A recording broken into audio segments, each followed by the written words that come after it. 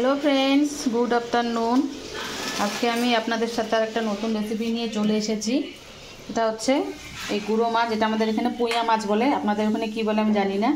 এই মাছের এই আলু দিয়ে চচ্চড়ি করব। তাই আলুর মধ্যে আমি লবণ, হলুদ, পেঁয়াজ, কাঁচা লঙ্কা, আদা, জিরে বাটা দিয়ে দিয়েছি। এবার এগুলো ভালো করে মেখে নেব। মেখে মাছগুলো এখানে মিক্সড করে দেব। ভালো করে মেখে নিয়েছি। এবার কড়াই গরম হয়ে গেছে, এখানে দিয়ে দেবো সরষের তেল। এবার এখানে ফোড়ন দিয়ে দিব শুকনো লঙ্কা, কালো জিরে। এবার মেখে রাখা মাছ আর আলুগুলো তেলে দিয়ে দেবো। সেদ্ধ হবার জন্য ভালো করে ঢেকে দিয়েছি। বাড়িতে একবার হলো এভাবে খেয়ে দেখবেন বন্ধুরা, দারুণ লাগে খেতে।